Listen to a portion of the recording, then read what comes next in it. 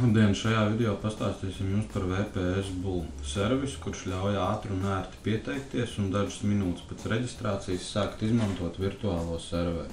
Lai tiktu pie savu virtuālā servera, nepieciešams vien dažas minūtes laika. Jāizvēlās servera jaudu un parametri. Kā redzams, pieejams plašs piedāvājums. Varam izvēlēties no viena kodola procesora un 512 MB operatīvās atmiņas līdz pat virtuālam serverim, kuram ir 10 kodola procesora jaudas un 19 GB operatīvās atmiņas. Kad esam izvēlējušies nepieciešamo servera jaudu un parametrus, spiežam uz pieteikties. Mums atvērsies šāda veidlapa, kur ātrumu labad jau esam aizpildījuši. Redzam, ja esam uzņēmums, jāievada uzņēmuma dati, jāizvēlās valsts, adrese, pasta indeks, vārds, uzvārds, e-pasta, tālrunis un parole mūsu VPS Bull kontam. Zemāk varam norādīt, ka esam gatavi uzreiz norādīt konfigurāciju un vēlamies, lai serveris tiktu izveidots pēc maksājuma veikšanas. Ieķeksējam. Redzam, varam izvēlēties operētāju sistēmu un tās distribūciju. Ievadam mākoņu servera nosaukumu.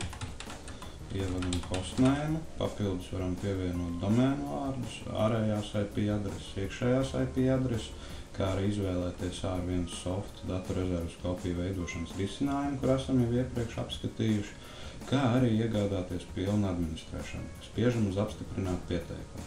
Nākamajā logā varēsim veikt maksājumu, izvēlamies, vai maksāsim ar kredīta debetkarti vai savu PayPal kontu.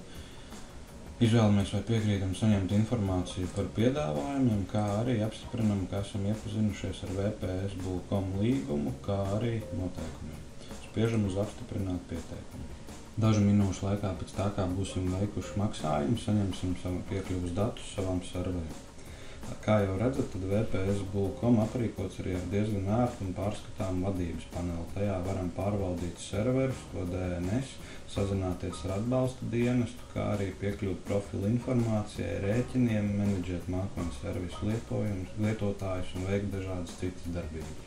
Kā jau redzējāt, VPS Bull ir ļoti ātrs un ērts risinājums, kā tikt pie savu mākoņu serveru. Nepieciešams vien dažas minūtes laika. Protams, arī šiem serveriem ir visas klasiskās virtuālo serveru priekšrocības, kuras esam aprakstījuši jau iepriekš.